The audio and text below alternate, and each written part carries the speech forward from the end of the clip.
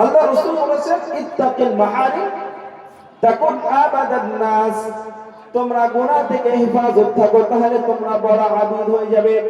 দুনিয়াতে অগণিত গুনাহের মধ্যে আমরা ব্যস্ত, কিন্তু সমস্ত গুনাহের মধ্যে থেকে আমি একটা এমন আজ গুনাহের কথা বলবো যে গুনাহের মধ্যে আমাদের বাচ্চা থেকে নিয়ে শুরু করে আমাদের বৃদ্ধ পর্যন্ত সেই গুনাহের মধ্যে লিপ্ত। সেটা কি? সেটা হচ্ছে আল্লাহ গীবাত। গীবাত আল্লাহ রাসূল বলেছেন আল গীবাতু আশাদ্দু মিনাজ জিনা। গীবাত হচ্ছে জিনার থেকে ভয়াবহ, জিনার থেকে আরো কঠিন কাজ। এই গীবাত একটা নিম্ন পর্যায়ের গুনাহ, কিন্তু আমাদের প্রত্যেকটা মা বোনেরা, প্রত্যেকটা ভাই চাচারা সবাই কিন্তু এই গীবাতের মধ্যে জড়িত আছে। গীবাতটা এখন আমাদের কাছে ঘি ভাতে পরিণত হয়েছে। ঘি দিয়ে ভাত খেলে যেমন মজা লাগে, তেমন গীবাত করতেও ঠিক তেমন মজা লাগে। আমরা দেখতে পাই দোকানে বসে যখন আর এই যে গীবাত করা হয়, দেখা যাবে পাড়ার এদিক থেকে শুরু করে নিয়ে আর অপর প্রান্ত পর্যন্ত গীবাত করতে একে অপরের খারাপি বলতে বলতে শেষ করে পরিশেষে ইমাম সাহেবকে নিয়ে পড়ে যে আমাদের ইমাম সাহেব কি আর চলবে না, ইমাম সাহেব পরিবর্তন করতে হবে। বিভিন্ন রকম ভাবে তারা গীবাত করে। আর যারা শোনে, যে সমস্ত শ্রোতাগুলো থাকে যখন একজন অপরকে নিয়ে গীবাত করে, আর যারা শ্রোতা থাকে তারা কিন্তু অধীর আগ্রহে চাতক পাখির নাই শুনতে থাকে। যখন সে ব্যক্তি বলা বন্ধ করে দেয়, তারা আবার উস্কে দেয়, বল এত তাড়াতাড়ি থেমে গেলি কেন? সম্মানিত মুহতারাম হাজিরিন, আল্লাহ রাব্বুল আলামিন পবিত্র কালামুল্লাহ শরীফে সম্পর্কে বলেছেন ওয়ালা ইয়াগতাব বা'দুকুম বা'দান আয়ুহিব্বু আহাদুকুম আন ইয়াকুলা লাহমা আখিহি মাইতান ফাকারিহতুম। হে আমার ঈমানওয়ালা বান্দারা, ইয়া আইয়ুহাল্লাযীনা আমানু ইজতানিবু কাসীরাম মিনাদ-দন্নি। হে আমার ঈমানদার ব্যক্তিরা, ঈমানদার বান্দারা, তোমরা কত গুমান থেকে তোমরা হেফাজত থাকো। মানুষের পিছনে খারাপ ভাবনা থেকে তোমরা হেফাজত থাকো। তোমরা কান খুলে শুনে রেখে দাও, ওয়ালা ইয়াগতাব বা'দুকুম বা'দান আয়ুহিব্বু আহাদুকুম আন ইয়াকুলা লাহমা আখিহি মাইতান ফাকারিহতুম। তোমরা যখন একে অপরের গীবত করো, ব্যাপারটা ঠিক এমন হয় যেন তুমি যে ব্যক্তি নিয়ে গীবত করছো সেই ভাইয়ের মরা মাংস তুমি ভক্ষণ করছো। সম্মানিত মুহতারাম হাজিরিন, এই গীবত সম্পর্কে আল্লাহ রাসূল হাদিস আছে। কি বলেছেন আল্লাহর হাবিব? আল্লাহর হাবিব বলেছেন আল গীবাতু আশাদ্দু মিনাজ জিনা। এই গীবত হচ্ছে জিনার থেকে আরো মারাত্মক একটা গুনাহ।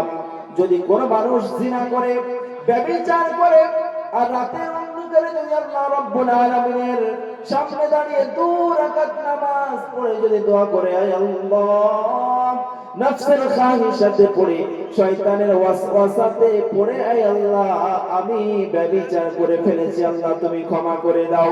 সম্মানিত মুহতারাম হাজিরিন, যদি সেই ব্যক্তি যদি আল্লাহ রাব্বুল আলামিনের কাছে তওবা করেন, আল্লাহ রাব্বুল আলামিন ক্ষমা করে দেন। আর যে ব্যক্তি গীবত করে, উদাহরণস্বরূপ ইমাম সাহেবকে নিয়ে কোনো ব্যক্তি যদি উল্টো পাল্টা কথা বলে, সেই কথা এমন কথা যদি ইমাম সাহেব শোনে তাহলে সেটাতে কষ্ট পাবে।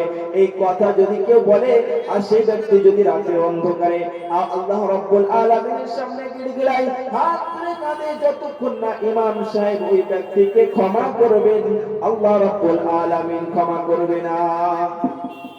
সম্মানিত মুহতারাম হাজিরিন, কাল কিয়ামতের দিন এমন হবে, অনেক ধনী ব্যক্তি আছে, অনেক ধনাঢ্য ব্যক্তি আছে, অনেক নামাজি পরহেজগার হাজী সাহেবরা আছে। আল্লাহ রাসূল বলেছেন উহুদ পাহাড় সম পরিমাণ তারা নেকি নিয়ে কাল কিয়ামতের মাঠে উপস্থিত হবেন। আর ওই সমস্ত ব্যক্তি যাদেরকে তারা গীবত করেছিল, পরনিন্দা পরচর্চা করেছিল, তারা আসবে, আসার পরে ফেরেশতাদের কাছে বলবে, ওই ব্যক্তি আমার দুনিয়াতে আমার নামে কলঙ্ক করেছিল, আমাকে অপবাদ দিয়েছিল। আল্লাহ রাসূল সাল্লাল্লাহু আলাইহি ওয়াসাল্লাম বলেন, কাল কিয়ামতের দিন, হাসরের দিন, সেদিন কি কিন্তু ক্ষমা করার দিন না।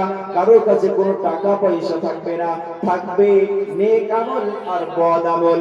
সম্মানিত মুহতারাম হাজিরিন, ওই যে উহুদ পাহাড় সমপরিমাণ যে নেকি নিয়ে উঠেছিল, আর যে সেই ব্যক্তি গীবত করেছিল, পরনিন্দা করেছিল, পরচর্চা করেছিল, মানুষকে আঘাত দিয়েছিল, কষ্ট দিয়েছিল, সেই সমস্ত মানুষরা আসবে।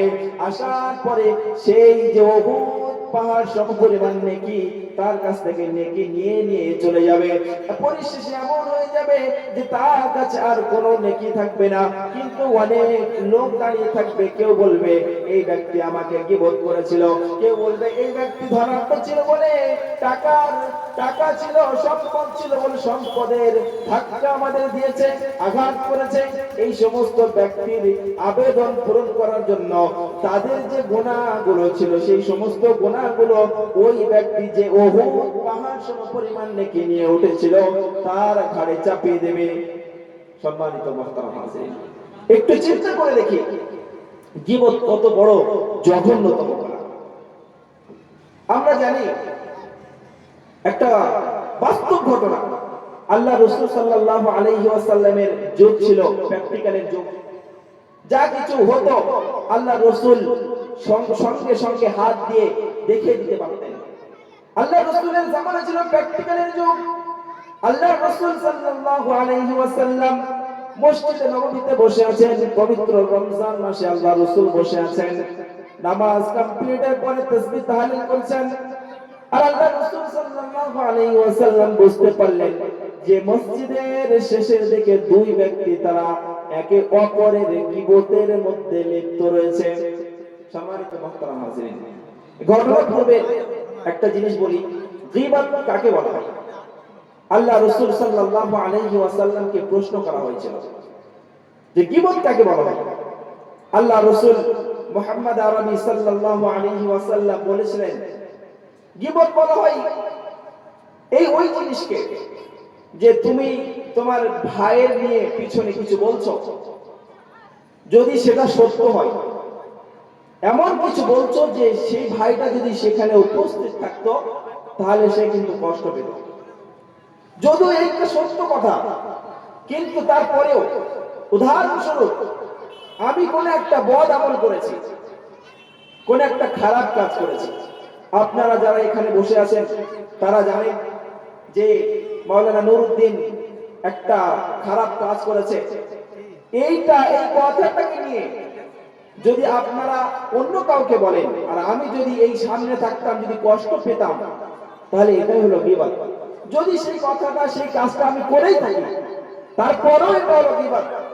আর যদি আমি মাওলানা নুরউদ্দিন যদি সেই কাজ না করি, আর আপনি যদি আমাকে নিয়ে বাড়িয়ে কমিয়ে যদি অন্য কারোর কাছে প্রস্তাব দেন যে মাওলানা নুরউদ্দিন অমুক করেছে, অমুক জায়গায় এই করেছে, ওই করেছে, এটা যদি সত্য না হয়, তাহলে এটা কিন্তু আপনি আমাকে তুহমত দিলেন, অপবাদ দিলেন, যেটা গীবতের থেকে আরো মারাত্মক। সম্মানিত মুহতারাম হাজিরিন, এবার আমরা আল্লাহ রাসূলের ওই ঘটনার দিকে যাই। আল্লাহ রাসূল মসজিদে নববীতে বসে আছেন, আর মসজিদের বারান্দায় দুই ব্যক্তি পবিত্র রমজানুল মুবারক মাসে বসে একটা বাইরের একটা সাথীকে নিয়ে তারা আলাপ আলোচনা করছেন। আল্লাহ রাসূল সাল্লাল্লাহু আলাইহি ওয়াসাল্লাম বেরিয়ে আসলেন। আসার পরে বলছে, হে আমার সাহাবারা, তোমরা কি রোজা অবস্থায় আছো? সাহাবারা বললেন, হ্যাঁ আল্লাহর রাসূল, আমরা রোজা অবস্থায় আছি। আল্লাহ রাসূল সাল্লাল্লাহু আলাইহি ওয়াসাল্লাম বললেন যে রমজানের বাইরে তোমরা দুজন দুটো রোজা রেখে দিবে। কেন? সাহাবারা বললেন, ইয়া আল্লাহর হাবিব, আমরা রোজা অবস্থায় আছি, আমরা আবার কেন রোজা রাখতে যাব? আল্লাহ রাসূল সাল্লাল্লাহু আলাইহি ওয়াসাল্লাম বললেন, তোমরা রোজা অবস্থায় আছো? বলল, হ্যাঁ আমরা রোজা অবস্থায় আছি। বলছে, না, তোমরা খিড়কি আনো, যেটাকে দিয়ে দাঁত পরিষ্কার করে দেখো, তোমাদের দাঁত থেকে গোশত বার হবে। সাহাবারা অবাক হয়ে গেলেন যে সকালে সেই সেহরি খেয়েছে, দুটো খেজুর খেয়েছে, সেখান থেকে আর কিছু খাইনি, গোস্ত খেয়েছি অনেক আগে। আর হঠাৎ আল্লাহর হাবিব গোস্তের কথা বলছে। আল্লাহ রাসূল বললেন, হ্যাঁ তোমরা খড়কে আনো, দাঁতটা পরিষ্কার করে দেখো তোমাদের দাঁতের ভিতর থেকে গোস্ত বার হচ্ছে। তারা পরীক্ষা করলো, খড়কে নিয়ে এসে দাঁত যখন সাফ করলো, দাঁত যখন পরিষ্কার করলো, দেখলো দাঁতের ভিতর থেকে পচা গোস্ত বার হচ্ছে। সম্মানিত মুহতারাম হাজিরিন, সাহাবারা অবাক, আল্লাহর হাবিব গোস্ত খাইনি অনেক দিন হয়ে গেল, দাঁত থেকে গোস্ত বার হচ্ছে কেন? আল্লাহ রাসূল বললেন, তোমরা কি জানো না আল্লাহ রাব্বুল আলামিন পবিত্র ঐশী বাণী ঐশী কোরআনের মধ্যে বলেছেন, ওয়ালা ইয়াগতাব বা'দুকুম বা'দান আইয়ুহিব্বু আহাদুকুম আইয়াকুলা লাহমা আখিহি মাইতান ফাকারিহতুম। আল্লাহ রাব্বুল আলামিন বলেছেন, যখন তোমরা একে অপরকে গীবত করো তাহলে স্মরণ রাখো, কান করে শুনে রেখে দাও, যে ভাইকে নিয়ে তুমি গীবত করছো সেই ভাইয়ের যেন সে ভাইটা মারা গেল, আর তার মরা ভাইয়ের সেই মরা মাংস, পচা মাংস তুমি ভক্ষণ করছো। সুতরাং তোমরা যে দুজন বসে আর যে ভাইটাকে নিয়ে আলোচনা করছো, সেই ভাইয়ের মরা মাংস কিন্তু তোমরা ভক্ষণ করেছো। সম্মানিত মুহতারাম হাজিরিন, আমরা সবাই জানি চারজন বিশিষ্ট সাহাবা আছে। চারজন বিশিষ্ট সাহাবা, কে বলতে পারবে? চার বিশিষ্ট সাহাবার নাম বলতে পারবেন? লক্ষ লক্ষ সাহাবী ছিলেন, কিন্তু এই লক্ষ লক্ষ সাহাবাদের মধ্যে থেকে চারজন বিশিষ্ট সাহাবারা ছিলেন। তার মধ্যে আবু বকর ছিলেন, হযরত ওমর কাররামাল্লাহু ওয়াজহু ছিলেন, আলী রাদিয়াল্লাহু তাআলা আনহু ছিলেন, আর শেষে হযরত উসমান রাদিয়াল্লাহু তাআলা আনহু ছিলেন। এই চারজন আল্লাহর রাসূলের বিশেষ বিশেষ সাহাবারা ছিলেন। এই চারজনের মধ্যে অন্যতম ছিলেন আবু বকর, দ্বিতীয় নম্বর ছিলেন ওমর।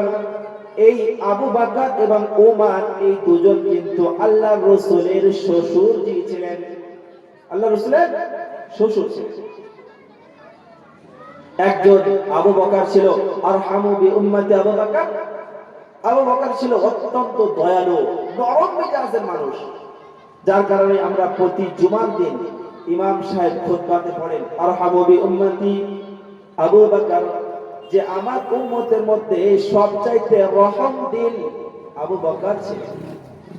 আর উম্মতের মধ্যে সবচাইতে কঠিন মেজাজের মানুষ ছিলেন কে? হযরত ওমর কাররামাল্লাহু, ওমর রাদিয়াল্লাহু তাআলা, ওমর ফারুক রাদিয়াল্লাহু তাআলা। আজ পর্যন্ত এই ওমর ফারুক রাদিয়াল্লাহু তাআলা আনহুর নাম নিয়ে যদি কোন একটা চিরকুটিতে লিখে আর যদি কোনো বাচ্চার গলাতে দেওয়া যায়, ওই সমস্ত বাচ্চা যারা বড় হয়ে গেছে তারপরেও বিছানায় পেশাব করে, ইনশাআল্লাহ এর ফ্যাসিলিটি পাওয়া যাবে। সেই বাচ্চা দেখবেন রাতে আর পেশাব করছে না, অর্থাৎ ঘুমিয়ে ঘুমিয়ে যে পেশাব করতো তার থেকে নিরাপদ পাওয়া যাবে। সম্মানিত মুহতারাম হাজিরিন, আমরা জানি এই ওমর ফারুক রাদিয়াল্লাহু তাআলা আনহু যে রাস্তা দিয়ে যেতেন সেই রাস্তায় শয়তান যেত না। সম্মানিত মুহতারাম হাজিরিন, যে বিষয়টা নিয়ে বলছিলাম, এই আবু বকর রাদিয়াল্লাহু তাআলা আনহু এবং দ্বিতীয় ওমর রাদিয়াল্লাহু তাআলা আনহু এই দুজন ছিলেন আল্লাহর রাসূলের শ্বশুর। একদিন আবু বকর এবং ওমর তারা বসে আলোচনা করছে। আবু বকর বলছে, ওমর আমরা তো বিভিন্ন রকম ভাবে ইবাদত করি, উপাসনা করি, আজ একটা নতুন ইবাদতের কথা মাথায় এসেছে। ওমর রাদিয়াল্লাহু তাআলা আনহু আবু বকরকে বলছেন, কি এমন? হযরত ওমর রাদিয়াল্লাহু তাআলা আনহু বলছেন, আমরা তো বিভিন্ন রকম ভাবে ইবাদত উপাসনা করি, আজ থেকে নতুন একটা পন্থা আমরা বার করব। কি পন্থা? যে একটা রাখাল আমরা কিনবো, একটা রাখাল কিনবো, আমাদের অর্থ দিয়ে একটা রাখাল কিনবো, অর্ধেক অর্থ আমি ওমর দেব আর অর্ধেক তুমি আবু বকর দেবে। এই দুজনার অর্থে একটা আমরা গোলাম কিনবো, আর গোলামটা কিনে দিনের জন্য আমরা ছেড়ে দেব, সে দিনের জন্য খিদমত করবে। যেমন আমরা হাল চষতাম না, এখনো চষা হয় হাল। অনেক মানুষ আছে যারা একটা গরু কিনে রেখেছে, আর অন্য কোনো ভাইয়ের আরেকটা গরু থাকে, থাকে না? এই দুটো গরু এনে তারপরে কিন্তু হাল চাষ। তাহলে কি করা হলো? দুজনার অর্থ এক জায়গায় করে একটা কাজ করা হচ্ছে। মানে আব্দুল সামাদের একটা গরু আছে হাল গরু, আব্দুল সাত্তারের একটা গরু আছে। তো আব্দুল সাত্তার একটা গরু দিয়ে হাল হবে না, যার কারণে আব্দুল সামাদকে বলছে, আব্দুল সামাদ তোমার গরু আমার কাছে দাও, দুটো গরু দিয়ে আমি হাল চষি, আবার তোমার যখন প্রয়োজন হবে তখন আমার এই গরুটা নিয়ে তুমি হাল চাষ করো। ঠিক তেমনই ভাবে ওমর রাদিয়াল্লাহু তাআলা বললেন, আবু বকর আমার অর্ধেক অর্থ আর তোমার অর্ধেক অর্থ দিয়ে একটা গোলাম কিনবো, আর গোলামটা কেনার পরে আমরা দ্বীনের জন্য ছেড়ে দেবো, সে দ্বীনের কাজ করবে। আবু বকর ওমর মাশওয়ারা করার পরে তারা বলল, তারা ভাবলেন যে আমরা একা একা ফয়সালা করলে হবে না, এই মাশওয়ারাটা আমার হাবিব, আমাদের জামাই প্যারা হাবিব সাল্লাল্লাহু আলাইহি ওয়াসাল্লামের কাছে উপস্থাপন করা যাক। প্রথমে আবু বকর রাদিয়াল্লাহু তাআলা আসলেন, আসার পর আল্লাহর হাবিবকে বলছেন, আল্লাহর হাবিব আমি এবং ওমর তারা দুজনে মাশওয়ারা করেছি, একটা গোলাম কিনবো, দুজনের অর্ধেক অর্ধেক অর্থ থাকবে, আর এই গোলামটা কেনার পরে আমরা দ্বীনের জন্য তাকে উৎসর্গ করে দেব। আল্লাহ রাসূল বললেন, আবু বকর তুমি অর্ধেক অর্থ দেবে আর ওমর অর্ধেক অর্থ দেবে, তুমি হলে আমার উম্মতের সবচাইতে নরম মেজাজের মানুষ, আর তুমি যার সাথে এই অর্থ দিয়ে যে ভালো কাজ করতে যাচ্ছ ওমর, এ হলো আমার উম্মতের সবচাইতে কঠিন মেজাজের মানুষ।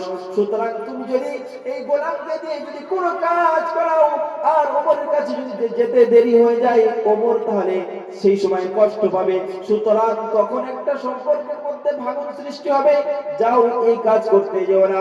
তখন ওমরে ফারুক আবু বকর রাদিয়াল্লাহু তাআলা বলছেন, আল্লাহর হাবিব টাকা তো দেব আমি, অর্ধেক অর্থ আমি দেব, কিন্তু ওই গোলামকে দিয়ে আমি কোনো খিদমত নেব না, সে সব সময় খাবে আমার কাছে আর ওমরের বাড়িতে কাজের জন্য চলে যাবে।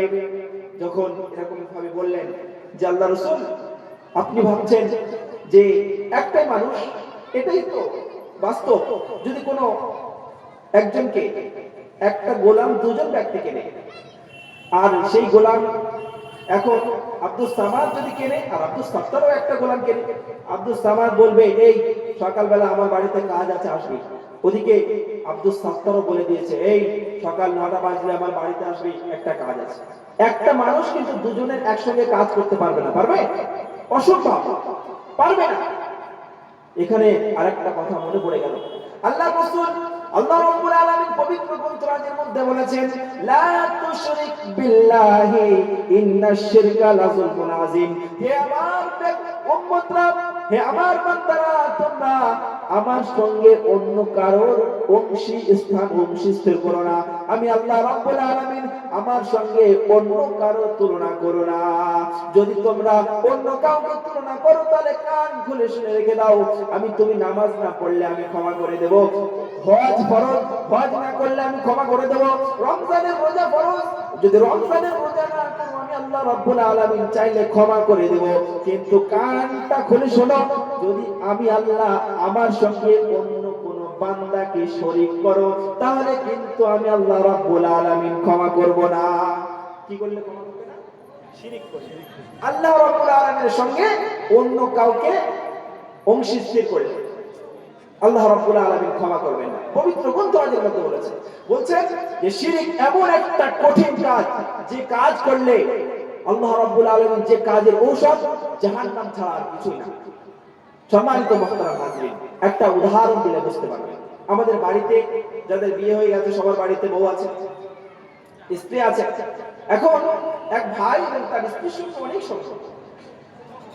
যখন ভাইটা সকালে কাজে চলে যায়, বাড়ি ফেরে তার স্ত্রী তাকে বিভিন্ন রকম ভাবে আপ্যায়ন করে, ভালোবাসে।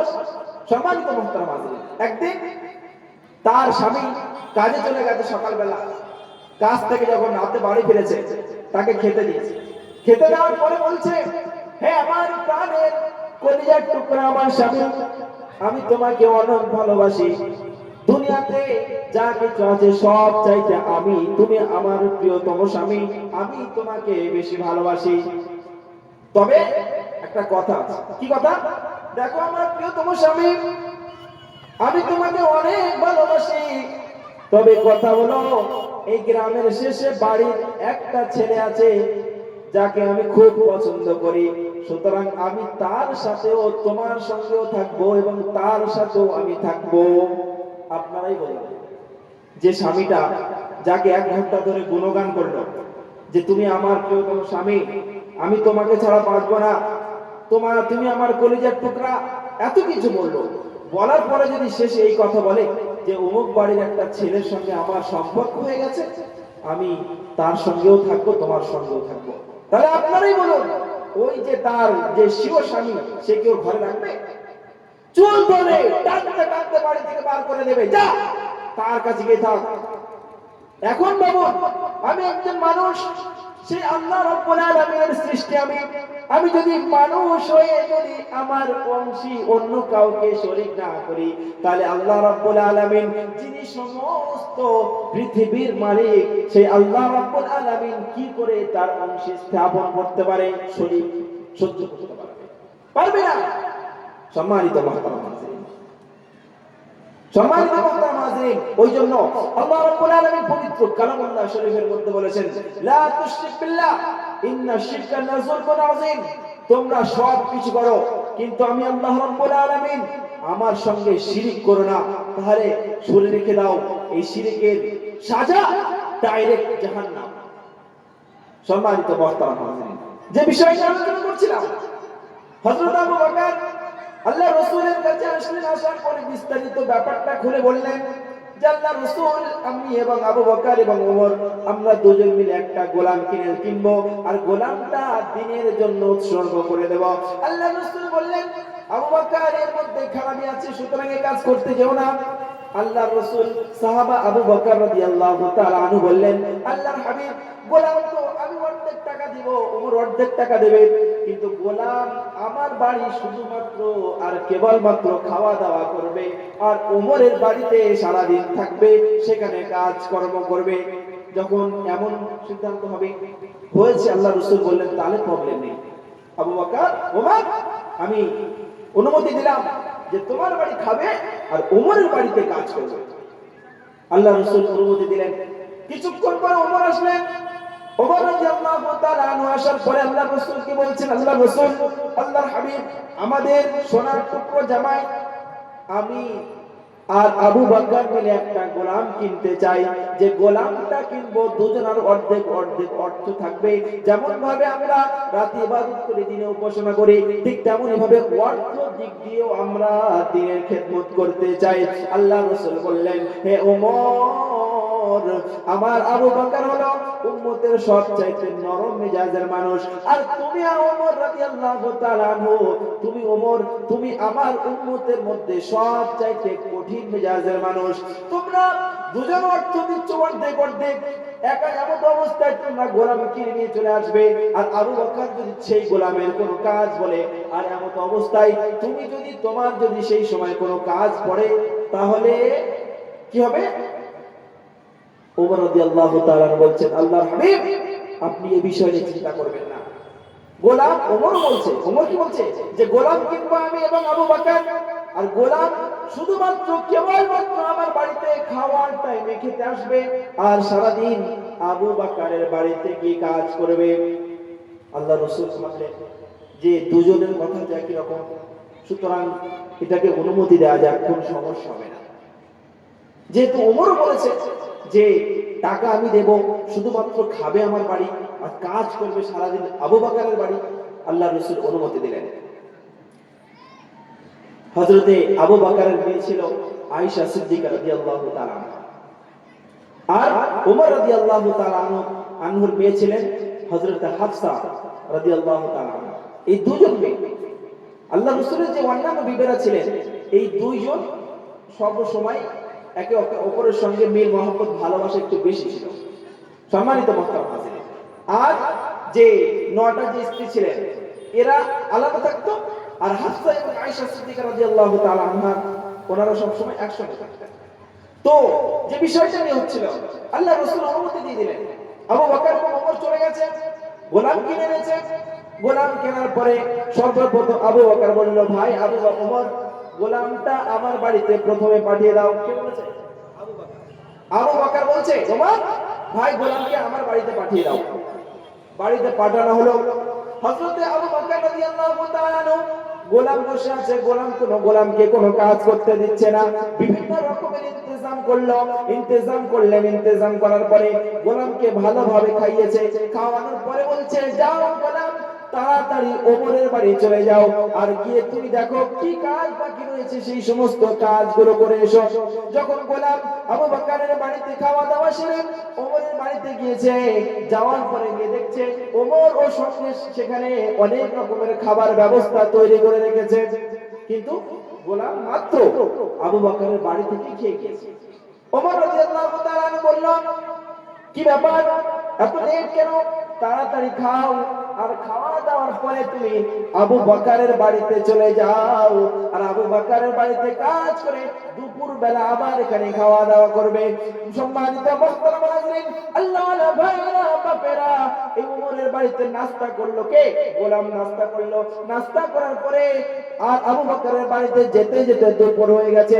এদিকে আবু বকর দুপুর বেলার খাওয়ার জন্য ইন্তজাম তৈরি করে রেখেছে। যখন গোলাম আবু বকরের বাড়িতে গিয়েছে, আবু বকর বলল, কি ব্যাপার গোলাম, এত লেট কেন? তাড়াতাড়ি খাও, আর খাওয়া দাওয়ার পরে চলে যাও ওমরের বাড়ি। ওমরের বাড়িতে গিয়ে কি কাজ বাকি রয়েছে সেই কাজগুলো করো। সম্মানিত মুহতারাম হাজিরিন, আবু বকরের বাড়িতে গোলাম দুপুর বেলার খাওয়ার খেয়ে সঙ্গে সঙ্গে ওমরের বাড়িতে চলে গেছে। যাওয়ার পরে গিয়ে দেখছে ওমর ও দুপুর বেলার জন্য খাবার রেডি করে রেখেছে। গোলাম কি করছে? সকাল থেকে আসার পর থেকে শুধু খাচ্ছে। ওমরের বাড়িতে খেয়েছে, খাওয়ার পরে বিকালে এসছে আবু বকরের বাড়িতে, এসে দেখছে সেখানেও টিফিনের ব্যবস্থা। গোলাম কোনো কথা না বলে ডাইরেক্ট আল্লাহর রাসূলের দরবারে চলে গেছে। যাওয়ার পরে আল্লাহর হাবিবকে বলছেন, আল্লাহর হাবিব, যদি এমন হয় তাহলে খুব তাড়াতাড়ি আমার পেট ফেটে আমি দুনিয়া থেকে চলে যাব, কেননা তোমার কলিজার টুকরা সাহাবা আবু বকর এবং ওমর দুজন মিলে আমাকে কিনে এনেছে। আমি সকাল থেকে নিয়ে আজ সন্ধ্যা পর্যন্ত এর বাড়িতে খাওয়া কমপ্লিট করে ওর বাড়িতে, সেখানে খাওয়া কমপ্লিট করে এর বাড়িতে, এটাই করেছে আজকে সারাদিন, আমার কোনো কাজ নেই।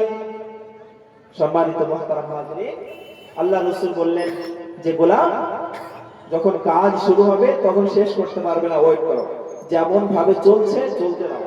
কিছুদিন কেটে গেছে, যাওয়ার পরে একটা যুদ্ধের ডাক এসেছে। গোলাম এমন ভাবে 2-4 দিনের মধ্যে মোটা ফুলে ঢোস হয়ে গেছে। খাচ্ছে সকালে এর বাড়ি, এখান থেকে খেয়ে ওমরের বাড়ি, সেখানে খাচ্ছে, সেখান থেকে খেয়ে আবু বকরের বাড়ি, খেয়ে দুজন সেই গোলাম মোটা হয়ে গেছে। কিছুদিন পরে যুদ্ধের ডাক এসেছে। আল্লাহ রাসূল সাল্লাল্লাহু আলাইহি ওয়াসাল্লাম গোলামকে ডেকে বলছে, হে গোলাম, সম্মানিত মুহতারাম হাজিরিন, গোলামকে ডেকে বলছে, গোলাম, তুমি তো যেখান থেকে এসেছো কোনো কাজ করোনি, যাও এই যুদ্ধে যাবে, তুমি আবু বকরের একটা ব্যাগ রেডি করে নাও, তার কাপড় চোপড় যুদ্ধের সামান, এবং ওমরের বাড়িতে যাও, গিয়ে সেখানে একটা ব্যাগ তুমি রেডি করে নাও, যুদ্ধের সামান তৈরি করে নাও। আর এই দুটো ব্যাগ তুমি পারবে তো? গোলাম বলল, হ্যাঁ আল্লাহর হাবিব, আমি পেরে যাব। আল্লাহ রাসূল বললেন, যাও আবু বকরের বাড়ি থেকে একটা গাড়ি নিয়ে নাও, আর ওমরের বাড়ি থেকে একটা ব্যাগ নিয়ে নাও, দুজনের সামান তুমি গোলাম তুমি বহন করে নিয়ে যাবে। সম্মানিত মুহতারাম হাজিরিন, গোলাম যখন আল্লাহ রাসূলের মজমা থেকে ফিরে যখন আবু বকরের কাছে গিয়েছে, গিয়ে দেখছে যে আবু বকর নিজের একটা ব্যাগ রেডি করেছে এবং গোলামের জন্য আরেকটা ব্যাগ রেডি করে রেখে দিয়েছে।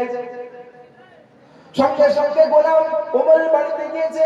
যাওয়ার পরে গিয়ে দেখছে সেই ওমর রাদিয়াল্লাহু তাআলা আনহু নিজের জন্য একটা ব্যাগ রেডি করেছে, যুদ্ধে যাওয়ার জন্য নিজের জন্য একটা ব্যাগ রেডি, আর এই গোলামের জন্য আরেকটা ব্যাগ রেডি করে নিয়েছে। যখন সবাই এক জায়গায় হলো, গোলাম বলছেন, আমার কাছে দেন। আবু বকর বলছেন যে ওই জন্য তোমাকে কেনা হয়নি, তুমি চুপ থাকো। ওমরের কাছে গিয়ে বলছেন, হযরত, আপনার ব্যাগটা আমার কাছে দেন, যুদ্ধে যাচ্ছেন, আমি যাই, আপনার ব্যাগ আমি কাঁধে বহন করে নিয়ে যাই, আমার কাছে দেন। ওমর রাদিয়াল্লাহু তাআলা বলছেন, না গোলাম, তোমাকে এই জন্য কেনা হয়নি। সুতরাং আবু বকর নিজের সামান মাথায় নিয়ে, ওমর তার সামান মাথায় নিয়ে চলছে, আর গোলাম যাকে দিয়ে কাজ করানো হয়, যেটাকে বলা হয় দাসী, সেই দাসীকে কিনেছে কাজ করানোর জন্য। সেই দাসী যাচ্ছে একদম যার সামান, এই দাসীর সামান একটা ব্যাগ আবু বকরের কাছে আছে আর একটা ব্যাগ ওমরের কাছে আছে।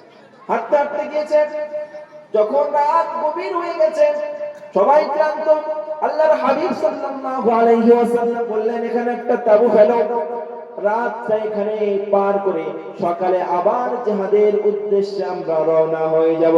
সম্মানিত মুহতারাম হাজিরিন, আল্লাহর রাসূল সবাইকে একত্রিত করে আবু বকর এবং ওমরকে বললেন, আবু বকর এবং ওমর, যাও এই সফরে যত খরচা হয়েছে সেটা তোমরা একটা লিস্ট তৈরি করে নাও। ইশারের নামাজ হয়ে গেছে, রাতে খাওয়া দাওয়া শেষ করে সমস্ত সাহাবারা শুয়ে পড়েছে, আর আবু বকর এবং ওমর ওই দুজন সেই সফরের যে লিস্ট সেটা তৈরি করছে। আর এমন অবস্থায় আল্লাহর রাসূল সাল্লাল্লাহু আলাইহি ওয়াসাল্লাম ওই গোলামটাকে ডেকে বলছে, এই গোলাম, যেখান থেকে কিনে আনা হয়েছে তুই তো কোনো কাজ করার সুযোগ পাসনি, যা যা। এখন আবু বকর এবং ওমর মসজিদে একটা জায়গায় বসে সে লিস্ট করছে, এই যে সফরের জিহাদের যে লিস্ট তৈরি করছে, দুজনকে একসঙ্গে তুই পাকার হাওয়া করে দে, বাতাস করে দে, দুজনকেও মানা করবে না। সম্মানিত মুহতারাম হাজিরিন, গোলাম আল্লাহর রাসূলের কথা অনুযায়ী কথা শুনে কোন একটা সামান নিয়ে চলে গেছে। আবু বকর এবং ওমর যেখানে বসে লিস্ট তৈরি করছে, যা যা খরচ হয়েছে যেগুলো, সেটা লেখালেখি করছে, আর সেই গোলাম উপরে গিয়ে বাতাস করছে।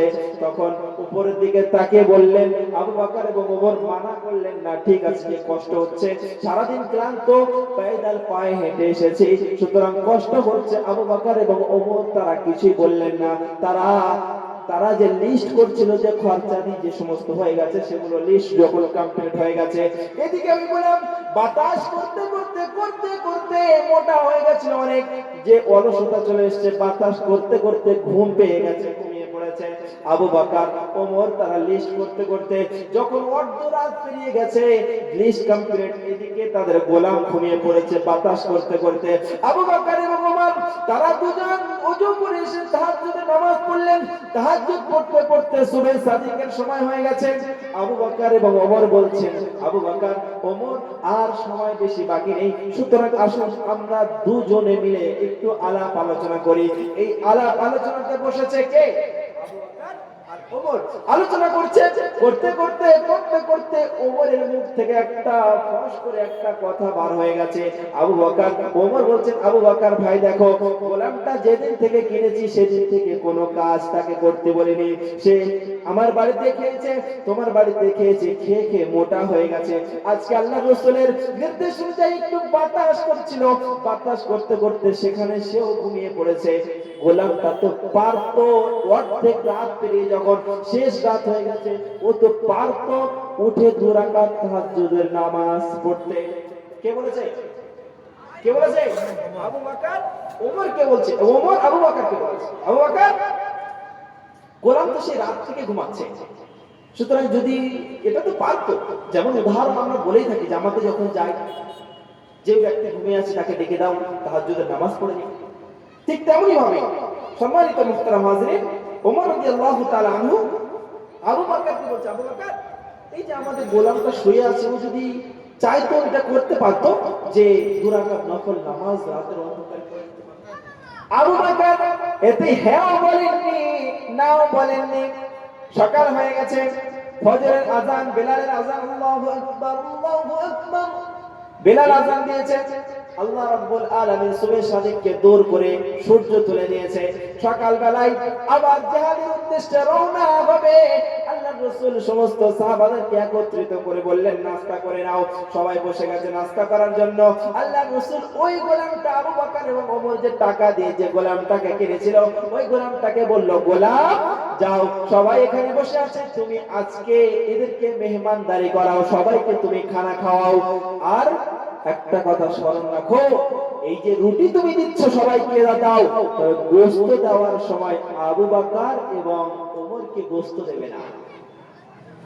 আল্লাহ রাসূল মানা করলেন।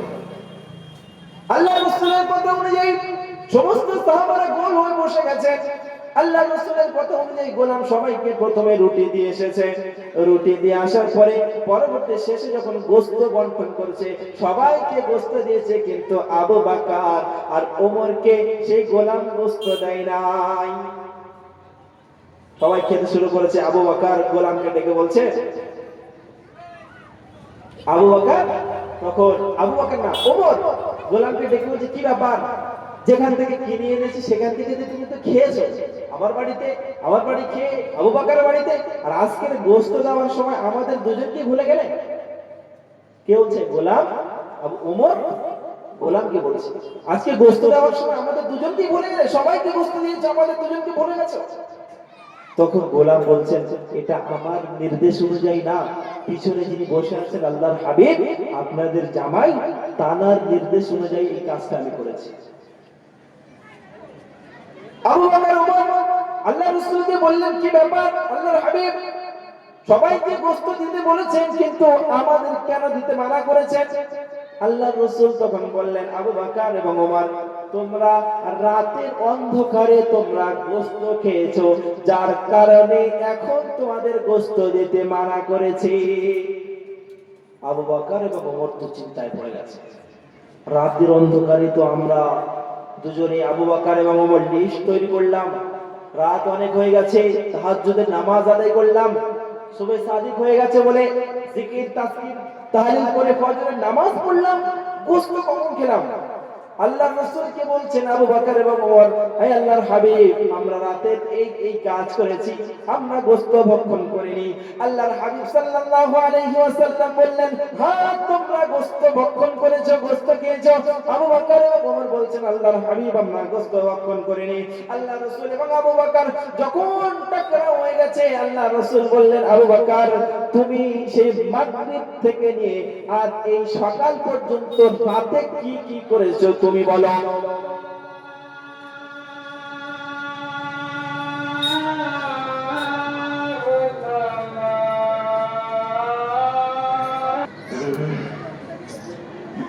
আল্লাহ রাসূল সাল্লাল্লাহু আলাইহি ওয়াসাল্লাম বললেন যে, আবু বকর, তুমি রাতের পুরো কারগুজারি তুমি শোনাও। আবু বকর সমস্ত কারগুজারি শুনেছে কিন্তু কোনো ভুল পায়নি। যখন ওমরকে বললেন, ওমর তুমি রাতের পুরো কারগুজারি শোনাও, ওমর রাদিয়াল্লাহু তাআলা আনহু সেই মাগরিব থেকে নিয়ে ফজর পর্যন্ত সমস্ত কথা বললেন, আর মাঝখানে এই কথাটাও বলেছেন, কি কথা?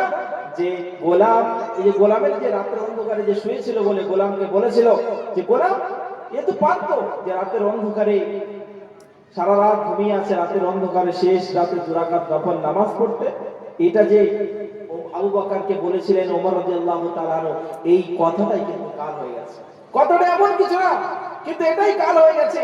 আল্লাহ রাসূল বললেন, আবু বকর, ওমর, এই কথার জন্যই আল্লাহ রাসূল সাল্লাল্লাহু আলাইহি ওয়াসাল্লাম বলছেন, আবু ওমর, আবু বকর, তোমরা জানো না আল্লাহ রাব্বুল আলামিন বলেছেন, ওয়ালা ইয়াগতাব বা'দুকুম বা'দান আইয়ুহিব্বু আহাদুকুম আন ইয়াকুলা লাহমা আখিহি মাইতান ফাকারিহতুম।